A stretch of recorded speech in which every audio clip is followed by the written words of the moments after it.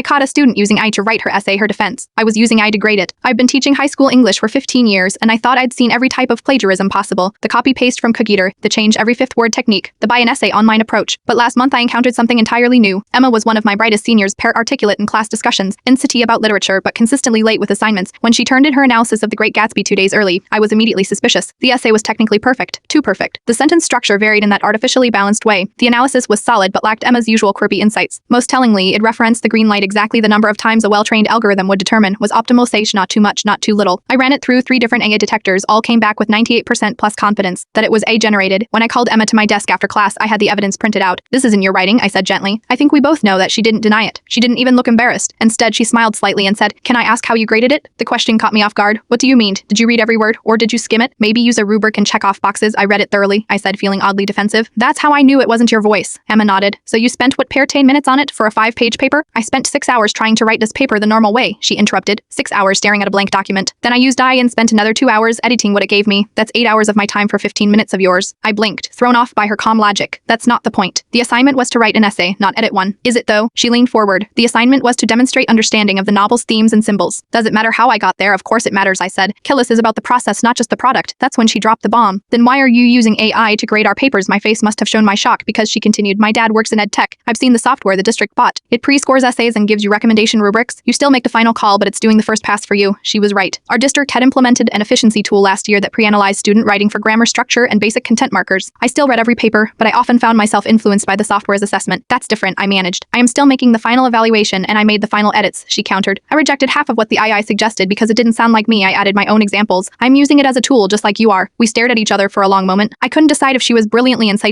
or just exceptionally good at justifying cheating. Here is what we're going to do, I finally said. You are going to rewrite this paper without AI, and I am going to grade it without looking at the software's assessment first. She considered this, then nodded. Deal. But can I make a suggestion for the next assignment? Have us write the first draft in class on paper, no devices. Then let us use whatever tools we want for revision. That way, our ideas are our own, but we also learn to use the technology that's going to be part of our working lives. A week later, Emma turned in her handwritten first draft and a final typed version. The handwritten version was messy with crossed out sentences and arrows connecting ideas. The final version was polished but unmistakably hers. Pewter complete with her characteristic overuse of semicolons and references to obscure songs that reminded her of Gatsby's parties. She got an A, and I redesigned my next assignment following her suggestion. Yesterday, Emma stopped by after school. I've been thinking about our conversation, she said. What if next semester we did a unit on how to effectively collaborate with AI, like the ethics and the practical skills? I smiled. I think that's the most honest approach I've heard yet. Great, she grinned. I already have some ideas, and I promise I came up with them myself.